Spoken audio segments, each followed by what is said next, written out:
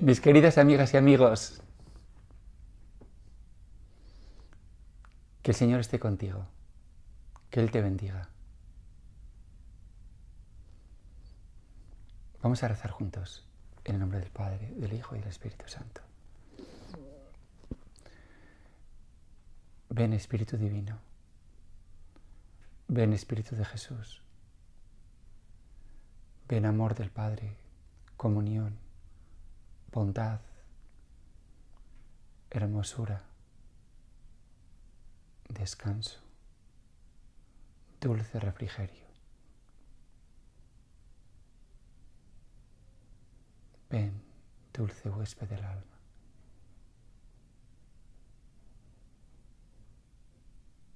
Ven sobre cada uno de nosotros. Amén.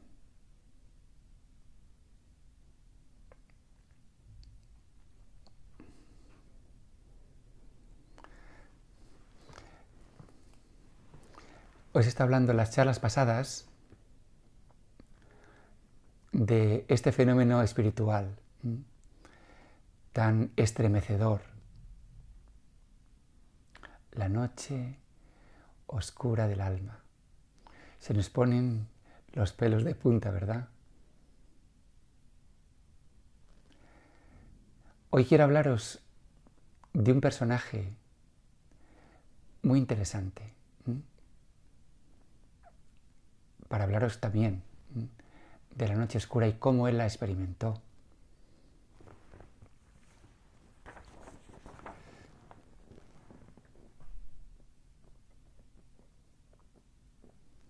Como veis, es un joven con un hábito dominico.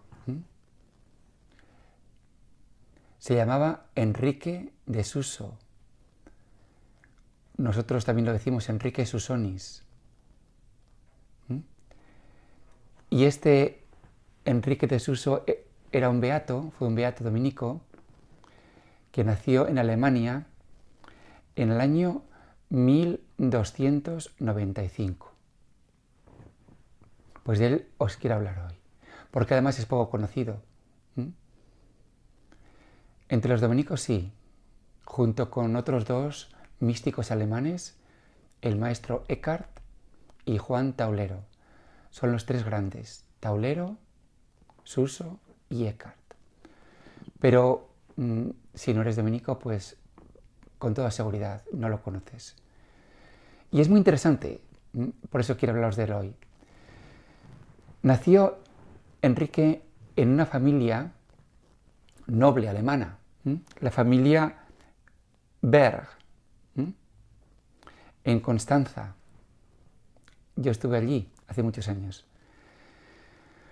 Y fijaros, a los 13 años fue admitido como novicio en el convento de Constanza. Y luego hizo ya los estudios de filosofía y teología. Bueno, pues a los 18 años, Enrique experimentó una conversión religiosa, ¿no? En el sentido de desear una gran profundidad. Y todo esto lo escribió él, en su vida, así se llama. Él desarrolló un inmenso amor, un amor ardiente, por la sabiduría eterna. La sabiduría eterna, que es, de alguna manera, el símbolo de Jesucristo. Y él se denomina a sí mismo el servidor de la sabiduría eterna. Esto es, el siervo de Jesús.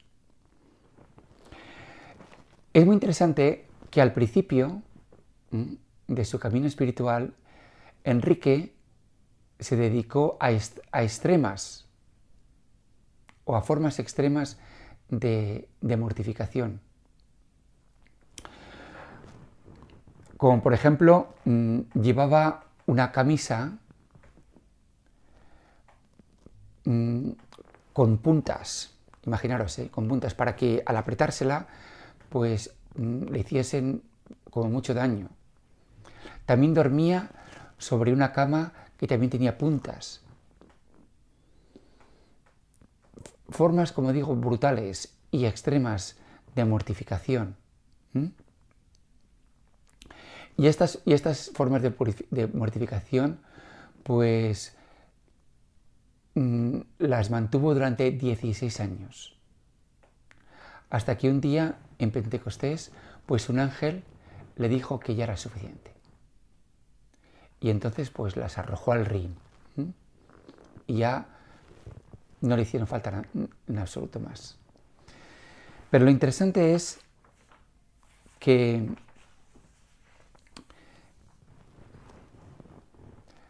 su purificación interior no acabó ahí. Por eso quiero hacer la distinción entre las mortificaciones que nosotros hacemos o podemos hacer y la transformación que es necesaria para entrar en la profunda comunión con Dios. Y que es el sentido que tiene la noche oscura del alma. Que, como os decía en la charla anterior, San Juan de la Cruz es capaz de entender que el fuego de la noche oscura del alma es el mismo fuego que sufren las almas en el purgatorio. El fuego del amor. No el fuego del cabreo de Dios, o el fuego de la ira de Dios, o el fuego del castigo de Dios, que quiere hacer que las almas sufran, porque fueron malas, para nada. Sino que es el fuego del amor de Dios, pero que las almas lo experimentan como dolor, porque hace que toda la impureza se manifieste. Y entonces eso se sufre. Y eso se sufre. Pero no porque Dios esté enfadado, o porque Dios esté cabreado, o porque Dios esté rabioso y quiera castigarnos, y quiera hacernos sufrir. Para nada, en absoluto. Bueno, pues, como digo, una es la purificación que Henry de Suso, pues quiso llevar a cabo, ¿no? Por su propia iniciativa. Y sí, lo sufriría mucho con los pinchos y las agujas y los clavos, ¿no? Pero que esa purificación no llegó a lo profundo de su ser, ni muchísimo menos. ¿Por qué? Por el tema del control. El tema del control. La purificación que el Señor le dio después a Enrique era una purificación que ya él no controlaba. Y era la purificación de ser sometido a críticas, a murmuraciones, a maledicencias. Que su reputación fuera poco a poco siendo destrozada. El tema del control. Yo esto no tanto lo he experimentado en mi propia carne, cuanto en gente muy querida para mí, personas muy, muy cercanas, que tuvieron que experimentar, tristísimamente, ¿no?, ataques brutales en los medios sociales, ¿no?, en las redes sociales. Algo que ellos no podían, evidentemente, controlar. Pues el ser atacadas, ¿no? Bullied, como se dice en inglés. Y esto es agónico. Y esto es dolorosísimo, ¿no? Ver que se pueden decir lo que quieran y tú no te puedes defender. Pues algo así fue lo que experimentó Enrique.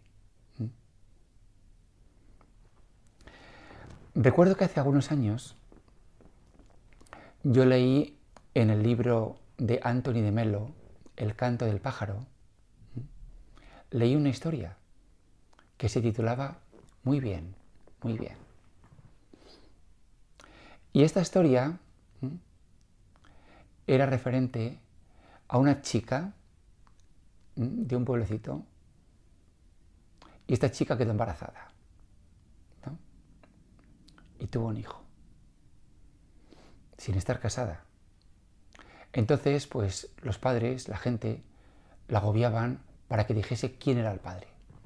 Y al fin la chica, pues lo dijo, pues el padre es el ermitaño que está fuera del pueblo. ¿Qué me dices? Pues sí.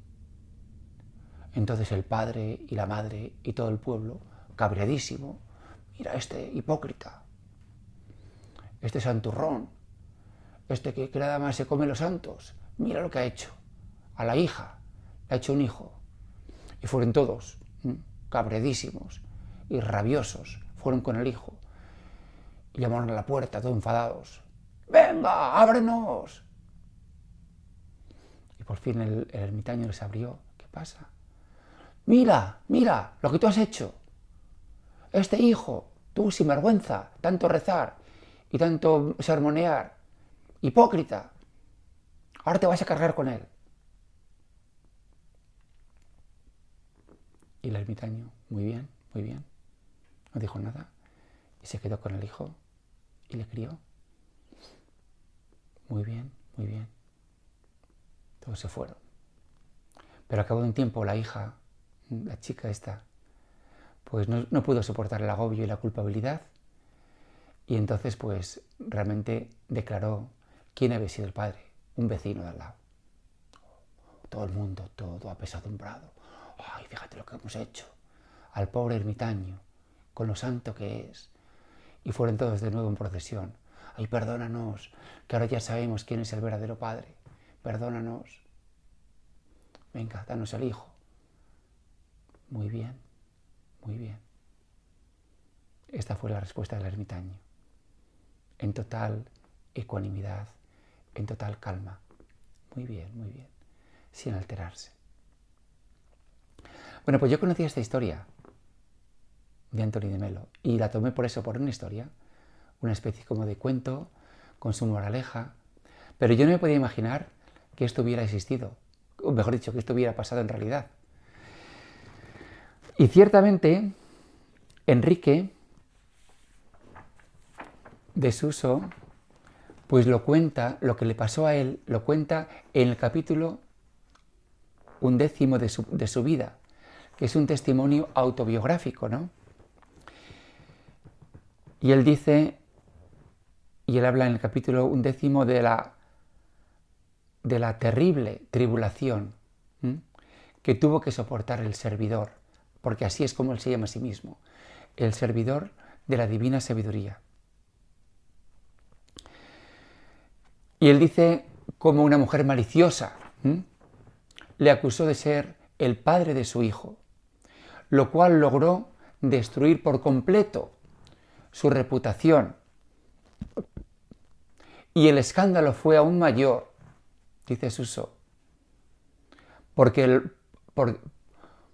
este rumor contrastaba con la reputación de santidad que tenía el servidor. ¿Nos lo podemos imaginar? Si Enrique Suso, el servidor, tenía una cierta reputación de santidad, pues tanto más rápido iba a circular este rumor de que él era el padre.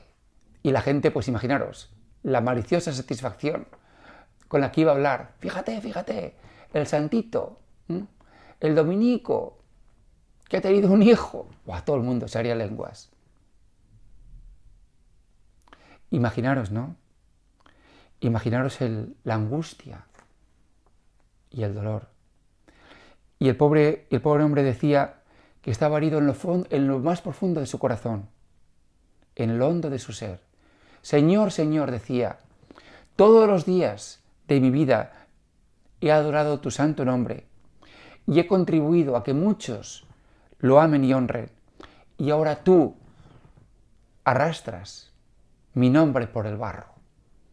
¡Qué angustia!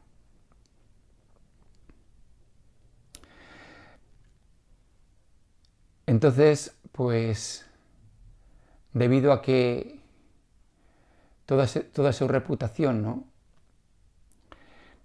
había quedado destrozada, le obligaron incluso, ¿no?, a que se hiciese cargo del hijo.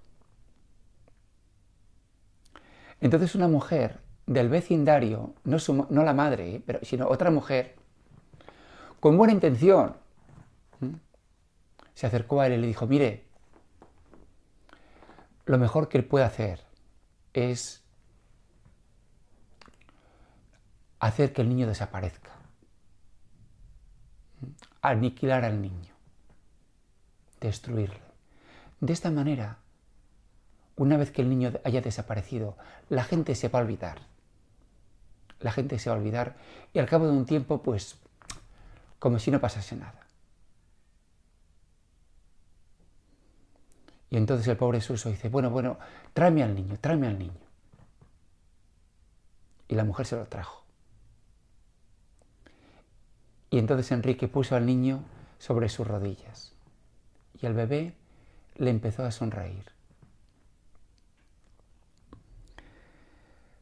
Tan pronto como Enrique vio al niño sonreír, empezó a emocionarse y dijo: pero ¿cómo puedo hacerte daño a ti, mi querido bebé? ¿Cómo puedo hacerte daño? Y hablaba con el niño: pobre de ti, pobre de ti. Dice: eres un desgraciado huerfanito, que tu padre te ha abandonado y tu madre también, y que no te quieren. ¿Cómo te podría hacerte daño? Dice: la providencia te ha dado a mí, para que yo sea tu padre. Y dice: yo te aceptaré, yo te querré, yo te cuidaré. Y si tengo algo de pan para mí, yo lo compartiré contigo. Serás mi hijo y el hijo del buen Dios. Entonces, cuando la mujer, ¿no?, que con buena intención quería ayudar a Suso, oyó estas cosas, empezó a llorar y se empezó a emocionar. Y el pobre Suso tuvo también incluso que consolarla a ella, porque daba gritos, ¿no? Y Enrique de Suso le dijo: cuida del niño, que yo proveeré para que cuides de él. Pero claro, con el niño presente, toda su reputación destruida. ¿Y qué pasó? Pues que las cosas fueron para él de mal en peor, de mal en peor, llegando a tener incluso, pues, una crisis mental terrible, una depresión brutal, un agotamiento espantoso. En esos momentos, como que la voz de Dios le hablaba y le decía: ¿dónde está tu resignación, Enrique? ¿Dónde están esos consejos que tú decías a la gente de que tuviesen paciencia en la tribulación, de que tuviesen calma, de que soportasen el dolor con un espíritu tranquilo? Pero también entonces Enrique se rebelaba y le decía a Dios: muy bien, ¿y dónde está el amor de Dios? ¿Dónde está la piedad de Dios con sus amigos? Y entonces, entre Dios y él, empezó una lucha terrible. Y Dios le decía, y Enrique se rebelaba. Y después de luchar por mucho rato, al final, Enrique le dijo a Dios: si ha de ser así, que se haga tu voluntad. Fiat voluntas tua. Y como que Enrique se rindió. Enrique se abandonó a Dios. Y después de esta rendición y después de este abandono, recibió Enrique un precioso éxtasis, una preciosa visión, anunciándole que pronto pues todos sus sufrimientos pues desaparecerían. ¡Wow! Mis queridos amigos, la noche oscura, la purificación, no la que tú buscas, no la que él buscaba, sino la que Dios le da, para que tenga que abandonarse completamente, abandonarse incluso lo que él más quería. Cuando uno se purifica a sí mismo, pues ciertamente hay una sanación, hay una liberación, no se puede negar. Pero, como os decía antes, ¿no? El ego profundo no se libera. No se libera para nada. Sigue siendo el yo fuerte, ¿no? Yo soy el que me mortifico. E incluso después de la mortificación queda un yo más fuerte. Pero después de la noche oscura no queda nada. No queda nada. Es como Jesús en la cruz, que tiene que abandonarlo todo. Jesús en la cruz, después de haber escuchado pues que la gente le odia, crucifícale.